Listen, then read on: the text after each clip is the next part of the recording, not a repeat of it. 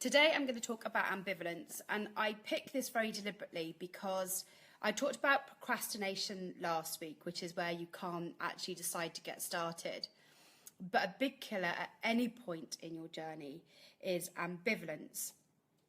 And what I have noticed now that this group has been going for about 18 months or so is that ambivalence is a real big trigger.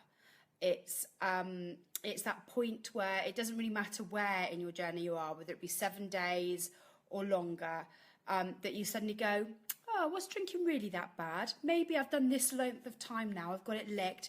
Maybe I'll have a few drinks tomorrow night and see what happens.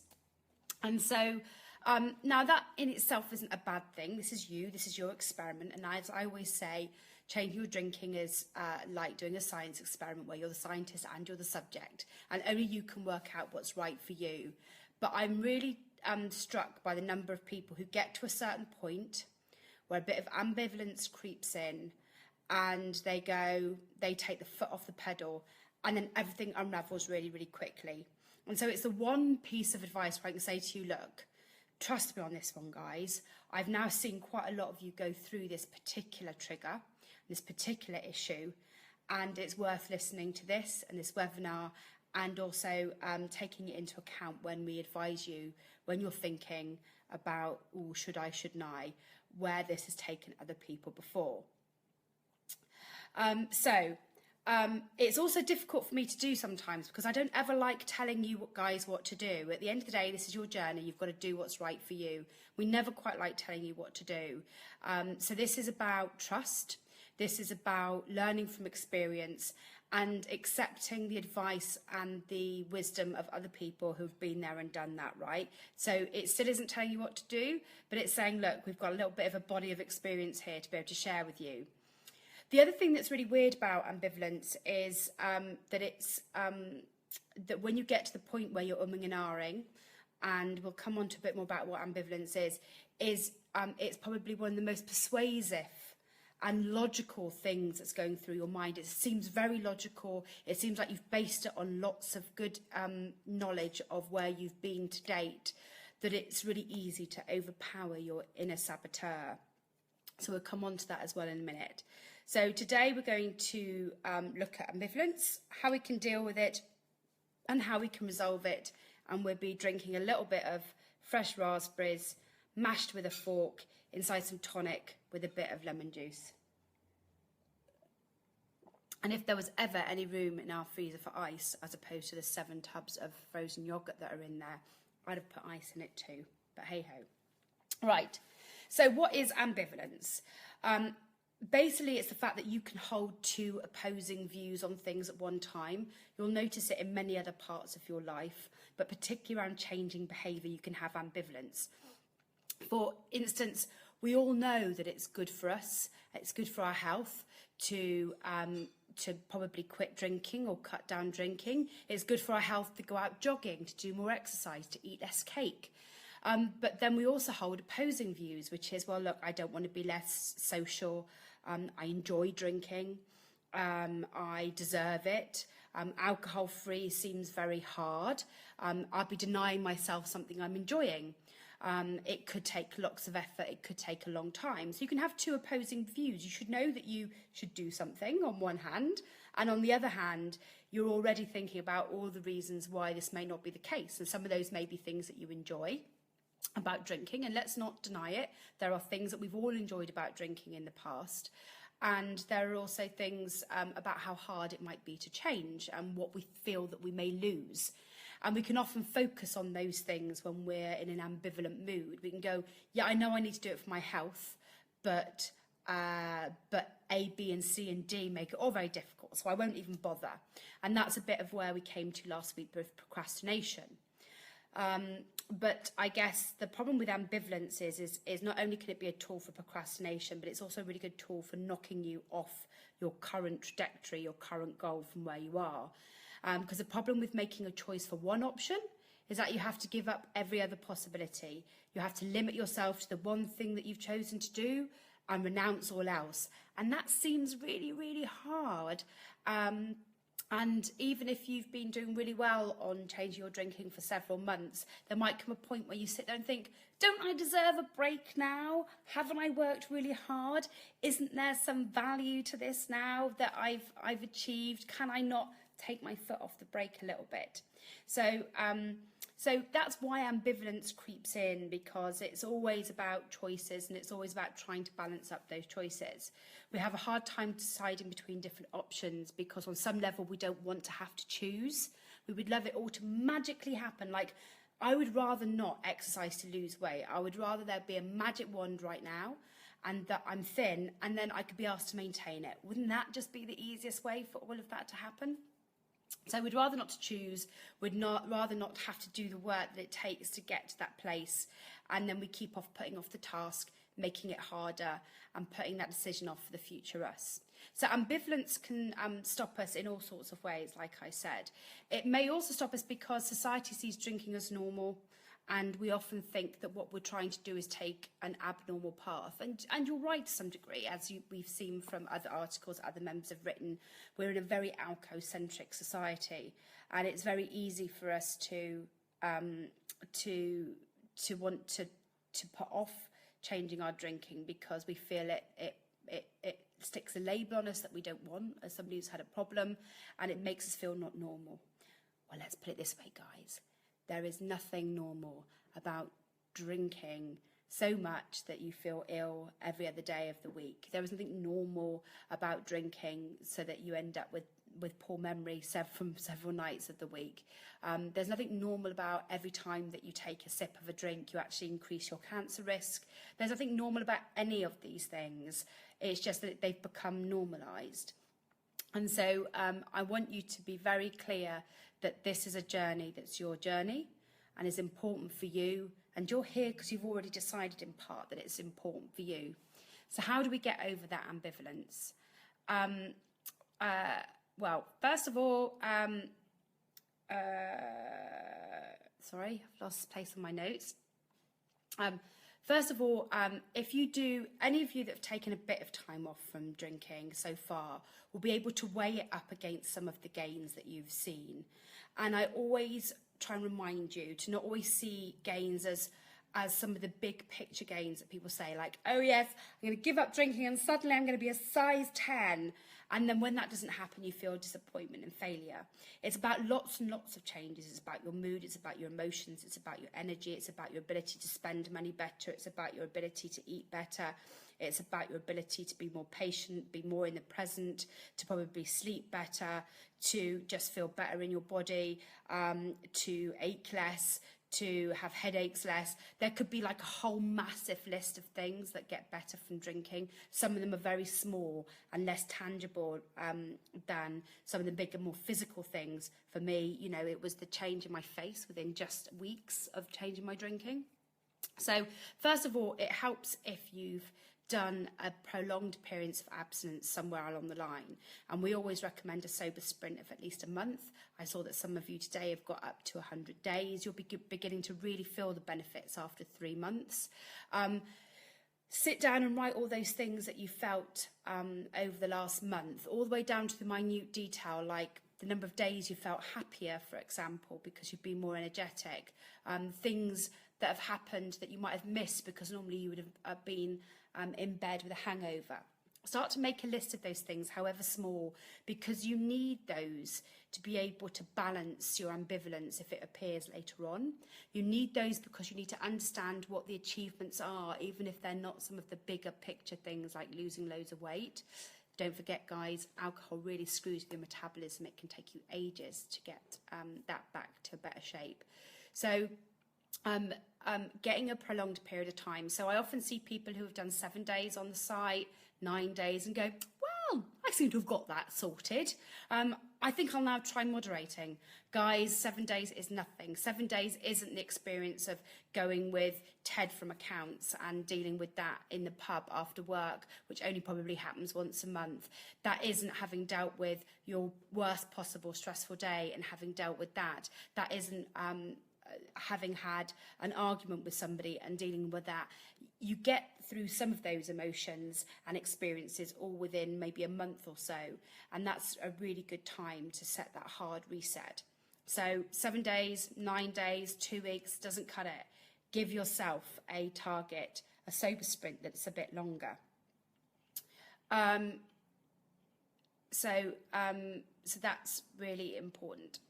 The other thing, sorry, just lost my place again. Not doing very well at keeping my place today. I blame the heat.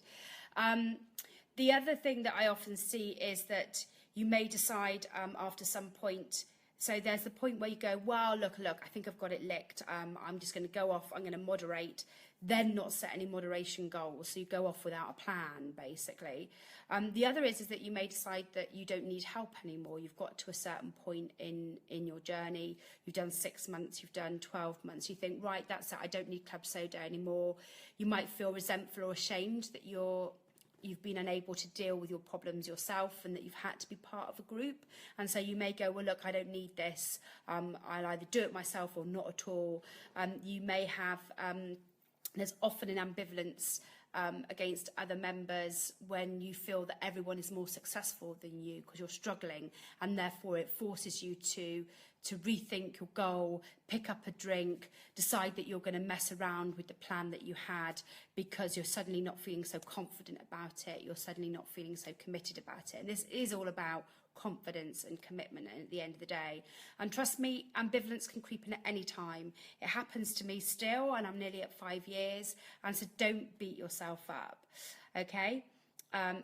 You often find it's hard when you're feeling you're having to continually choose that longer term goal over that shorter term fix of just having a drink. So as we talked about last week, procrastination, it's really easy for us to want to pick the short-term fix rather than the long-term journey. And ambivalence helps us do that because we suddenly don't care as much. We don't care as much about the goal that we set. In fact, we're happy just to move it all around and be less committed to what we replace it with. And that's where the danger of ambivalence is. It's not that we've purposely gone, right, this is what I've learned, this is now my next plan. We've gone, well, you know what?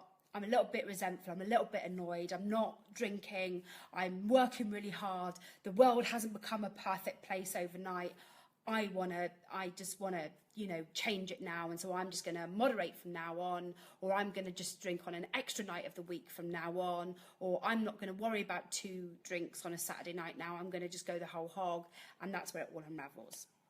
So there are, that's where that ambivalence and resentment and sticking to a long-term goal is hard. So there are different types of ambivalence. Guess what? There are 6 types of ambivalence. First of all, there's perception ambivalence. It's where we weigh up the risk that we really think there is about how bad we really think we are. Well, look, I don't drink as much as so-and-so, so I can't really be that bad. Despite the fact that you're physically different to somebody else, you've probably got different genetics, your drinking habits have probably been done at home, and you're only comparing your insides with their outsides. They might be male, you might be female, all sorts of reasons why somebody else is different. But you start to compare and go, really? Is it that bad? I don't drink as much of them.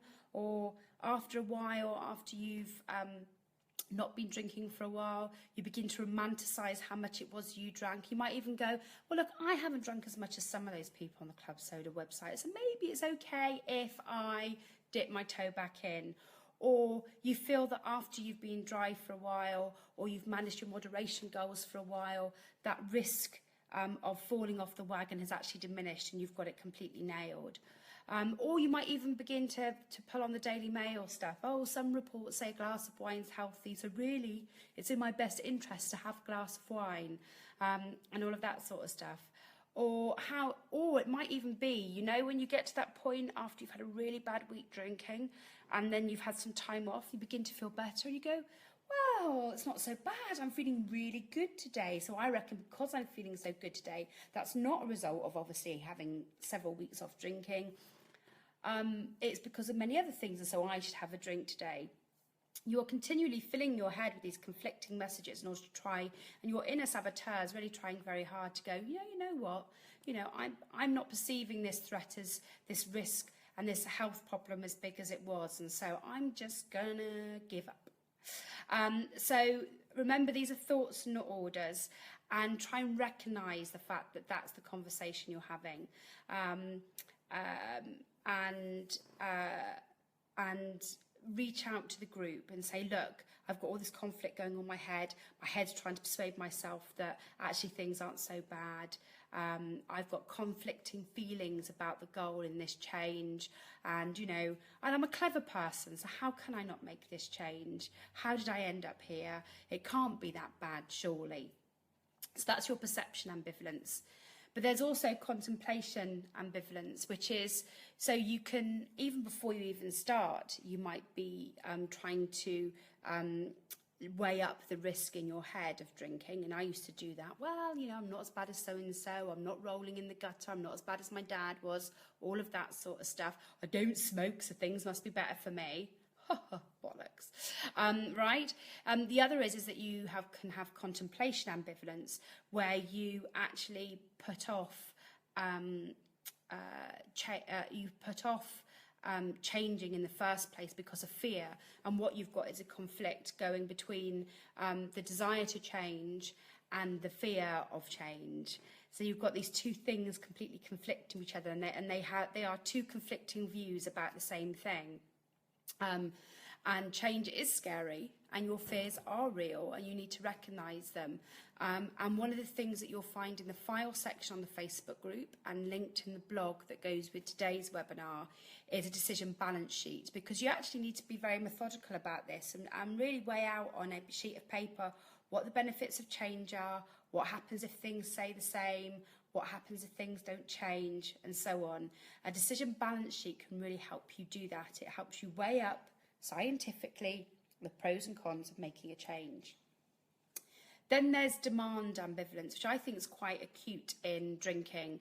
It's where your personal feelings of stress and other things going on in your life bring rise to not wanting to change, because all of those things that you've been relying on, sugar, alcohol, and anything else that makes you feel good, seems too hard to give up against all those other conflicting demands in your life.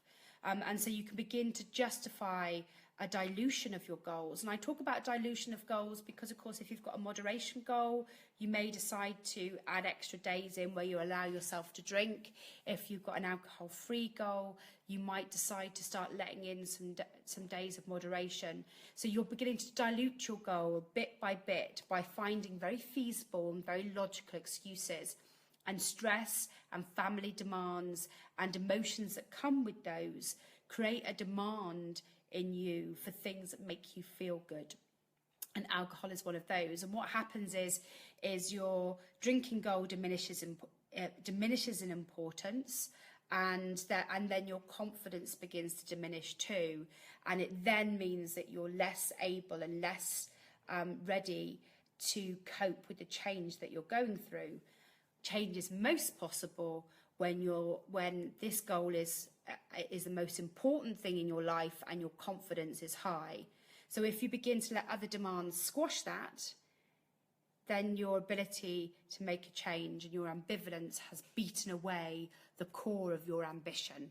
Don't let that happen. The next is information ambivalence. So who you get information from and whom is really interesting. And I picked this up particularly because it happens a lot in Club Soda. Right, we're all different people. There's 1,600 of us here, and we're all similar in some ways because we're attracted to tribes like ourselves. And so there's lots of lovely things that are very similar about all of us. We're a very kind and caring group. We like to look after each other. And then you would have noticed that sometimes sparks fly because we misread something, or because somebody says something that we don't want to hear. And suddenly we see the tiny point of difference amongst us. Well, your goal is different to my goal, or you don't understand because I work in a different industry, or you don't understand because I live in a village in the middle of nowhere and you're living in London. All of those points of difference, however tiny they may be, suddenly become flare points in the group. And this is not by accident. This is because somewhere we are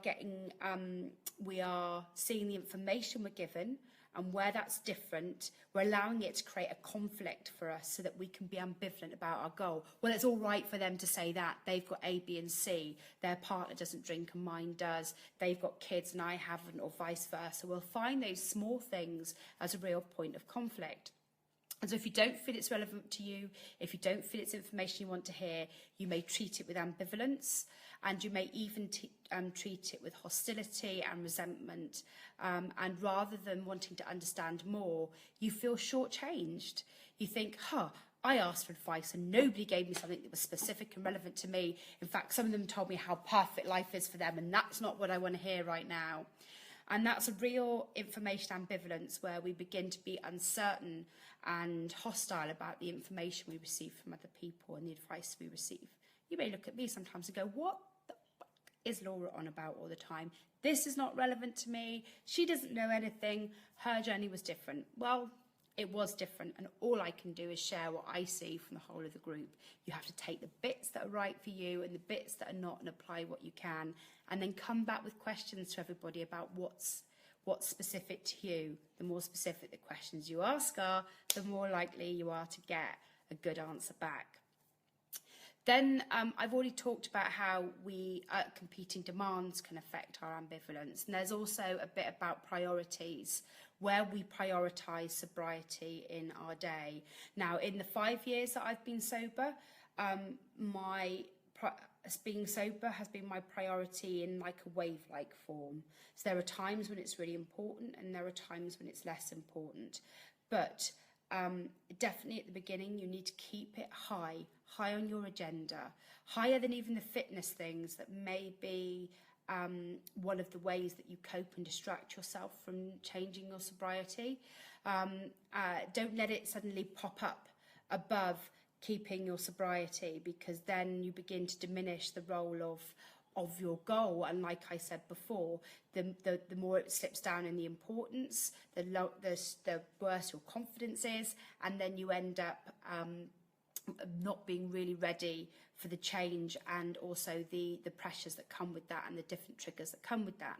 So always keep this high, and remember that all of the other things that you do are about underpinning your goal and about making sure your sobriety happens. They're not instead of your sobriety goal.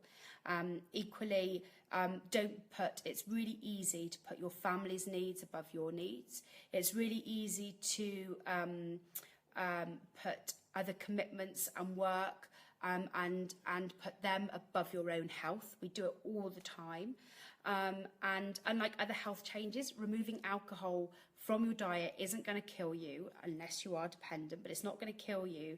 So you can avoid it, you can get rid of it from the house, you can prioritise the things that you need to do to keep you sober. And then you need to focus highly on the psychological barriers, what you do when you're happy, what you do when you're sad, what you do when you want to heighten your happiness, when you're very used to drinking. They all need planning to deal with. And like I've always said, the better you plan, the more likely you are to execute this well. And if you start putting other people, other things, and work above all of that, then you'll begin to diminish this goal. And this goal has to stay high for you. And there'll be times when it may, later on, come lower down in priority. But you also need to be able to be strong enough to recognise that when you're feeling weak and vulnerable, that it needs to come back up again higher in your priority. So, and people like Serena have really, if you noticed, she's 2.5 years sober, but she still keeps sobriety high up as her goal. She's not being ambivalent. She is working really hard to protect that goal. And in some respects, I am as well. But I'm doing that in a really weird way by setting up Club Soda. Because by setting up Club Soda, I keep to my sobriety goal quite well, because the feeling that I may let you all down is just huge. It's terrible, and what I think I might lose. Finally, there's what I call treatment ambivalence, which is either you think you're sorted now, that's it, I'm fixed, I've done a month, I've done 2 months, it's all good, I'm treated, I'm done, I'm going to moderate, without actually having planned for what moderation really means for you. Or you decide that the only way to do this is to try and find the magic solution, which is there medication? Is there rehab? Can I be locked away for a month and then come out perfect? I tell you what, I have this dream, right, that I'm going to win the lottery. Every time I have this dream, I buy a lottery ticket, so I bought one this week. In fact, this weekend, I bought a raffle ticket, a lottery ticket, and I was on a sweepstake at work for the Grand National. I've lost all 3. What does that tell you? Anyway, every time I have my little dream about the lottery, I dream that I'm going to just decamp to Champneys for 3 months or until I become 10 stone, and I'll just live there until that happens, because I'd have forcibly enclosed myself away in somewhere where they will only make me eat 100 calories a day and exercise for 6 hours. Of course, even if I did win the lottery, that is unlikely to happen, because guess what? This is still something I've got to put the effort into. This isn't something that money can fix. There is no magic wand. And even if you do get to go to rehab, and you have to be in quite a bad way to go there anyway, you still have to cope with the real world when you get outside. And don't forget, Serena's story is a really good example of that. So we have an ambivalence, thinking that there's somehow something that we're missing, a little magic wand, something that will make it easy, where we don't have to work so hard. And unfortunately, that is not the case. For any change we want to make in our life, whether it's not eating cake or changing our drinking, there is effort involved. It's a real bugger, and I hate it too, just so you know. So how do you resolve all this ambivalence, and how do you notice when it's creeping in? And I was quite struck by a quote today by Blaise Pascal, the mathematician from the 1600s. So there we are. People are generally better persuaded by the reasons they have themselves discovered than by those that enter the minds of others. So I was talking about the fact that there's a lot of experience in this group where we've all learnt from each other, but you will only really begin to be ambivalent when you've noticed it, recognised it and beat it yourself. And it may be that, like a couple of you are here today for whom I've based this webinar, you may have gone through some patches of ambivalence and fallen off the wagon, and now really having to haul yourself back up from some drinking that has now got back out of control. But I always genuinely and truly believe that each of these is a learning experience, and it doesn't matter how many times you have to get back on the wagon. It's the fact that you've done it, and each time you'll learn. And so I think I just want to make sure that you're really clear about that you do have that ability to deal with ambivalence in the longer term. So several ways to deal with ambivalence. The first is to do the decision balance sheet that I talked about a bit earlier, that you'll find in the files section, and also in on the blog that will come with this on the website. Even if you, because I'm not going to persuade you just by encouraging you and going, go on, it'd be really good for you, go on, you know you'll love it.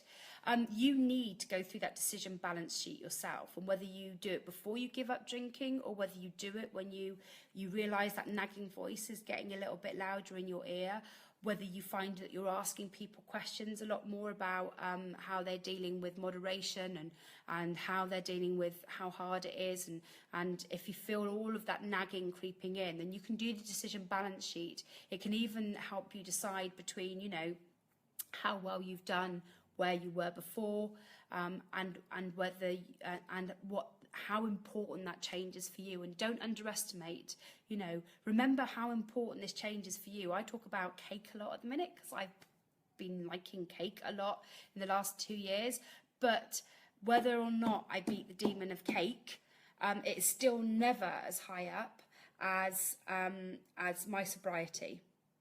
You know, if I eat some cake and I've got a goal around cake, it's still not as important a goal as my longer term sobriety, right? So doing a decision balance sheet helps you recognise that in importance of other things. And you might even have a number of goals that you're working on at a point in time. You might have some health and fitness stuff going on. You know, put them in order and say, really, what impact does me falling off the wagon or increasing my alcohol intake have on all these other things that I've set myself to achieve? For me, I wouldn't even be able to do half the work I do for you, and I'd feel really let down. Could you imagine if I had to deal with this group with a hangover? You'd get half the attention that you deserve, and you deserve the attention and you deserve the support and help that we can offer.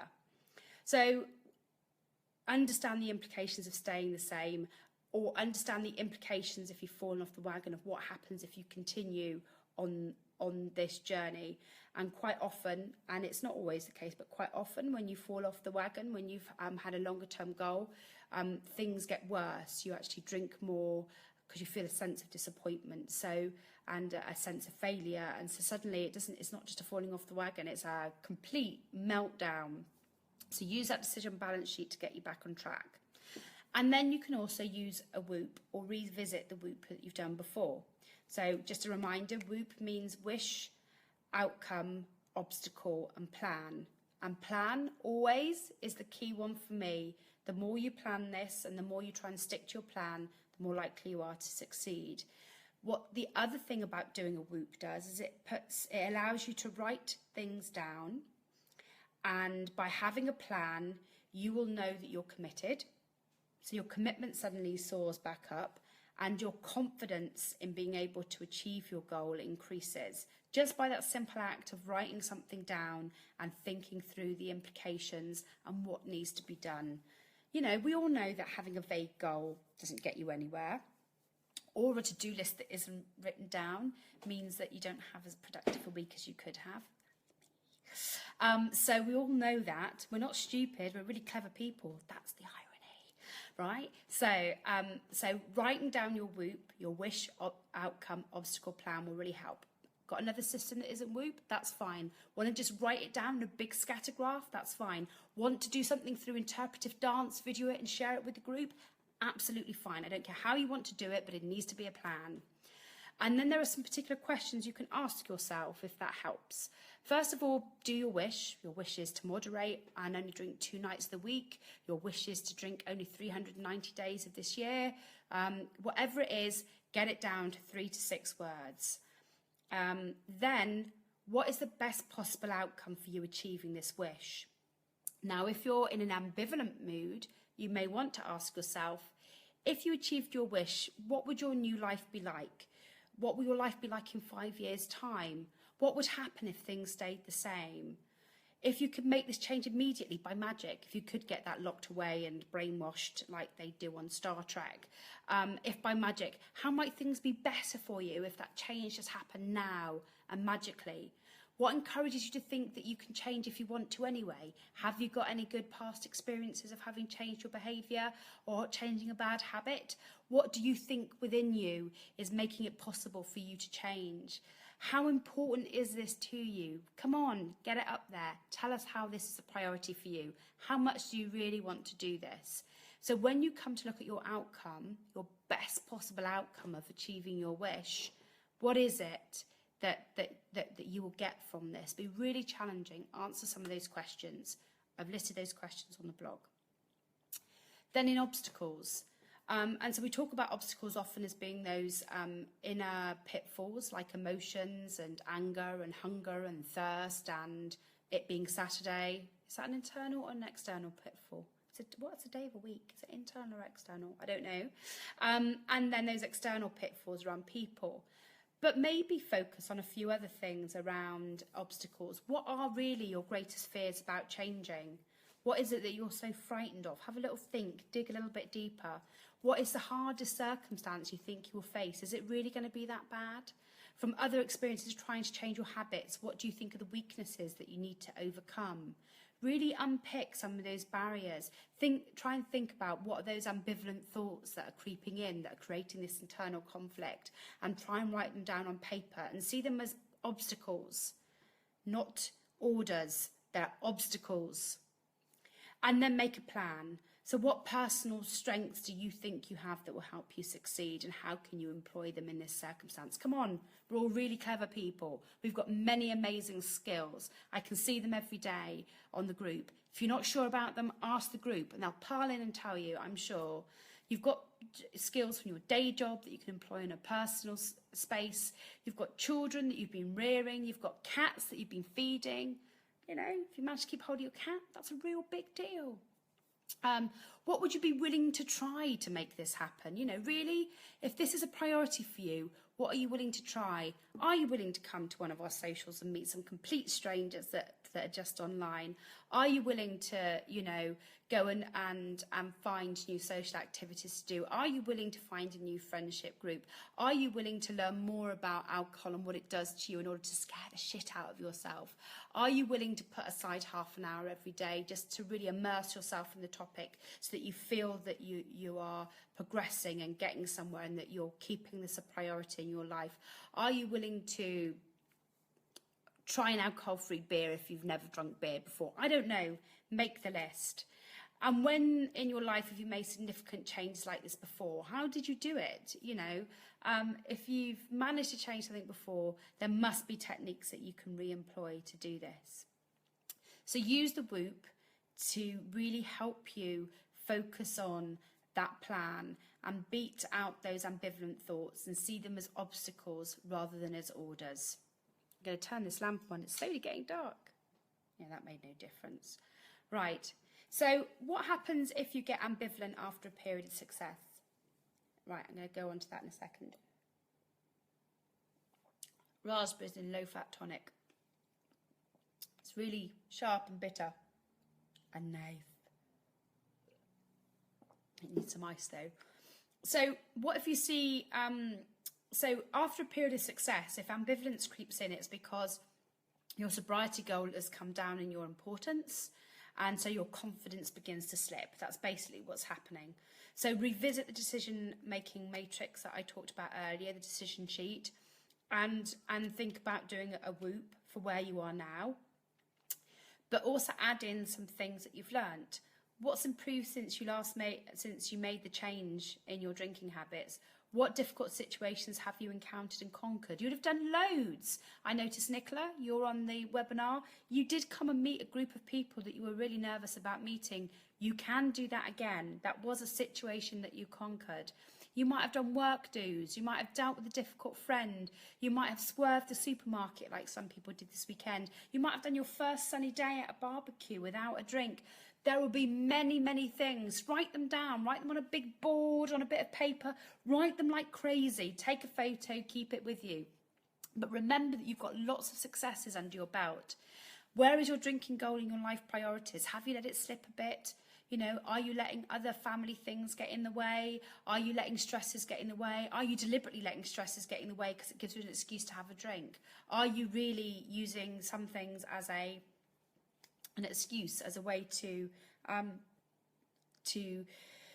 a short-term hit rather than work towards your longer goal? Is it true you think you can moderate or no longer plan your moderation? If you still want to test whether moderation is possible for you, how are you actually going to do that in a planned way rather than right, that's it, foot off the accelerator, I don't need to worry about this anymore, go and grab me a glass of wine? How can you do it in a controlled experiment way so you can understand and learn?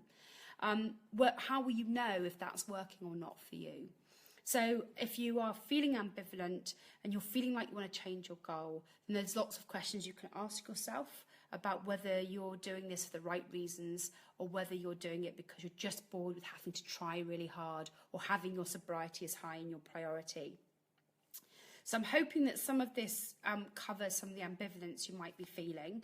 It certainly, I hope, covers some of the ambivalence I've seen within the group on occasions, and it happens all the time, both in terms of how we interact with each other, but also how we choose how sobriety drops up and down the importance for each of us as time moves on. And it's not unusual and it's not a surprise. And I always come back to something that Harriet always says when she's not sure what to do, or if she's in a situation and she's getting a real big craving or a real big patch of discomfort. She says, if what I'm about to do, will it take me closer to my goal or further away? And if it takes her further away, she doesn't do it. I wish I too was that strong with cake, but you know, I've had more days without cake this week than with cake, if you don't count malt loaf, because that's not really cake, is it? No. Am I reclassifying malt loaf in order to be ambivalent about my goal? It's possible. Okay, right guys, thank you for being here on a really sunny day. Do ask me more questions about this afterwards. I am going to be putting tickets on sale for the social on June the 10th soon. I'm really hoping you can make the effort to come. I know it's in London, but we've given you enough time so that you can book train tickets, and we've got our own venue for a whole of an afternoon, and we've got comedy and inspirational speakers, and we'll have the best bar of anywhere because UC's doing it, and UC's now just brought a trolley so he can carry beers around London. It's been his dream come true. He's very excited, I can tell you. Anyway, so I hope you'll come and do direct message me or message me in the group if there's anything I can do to help. Okay, thanks guys, bye.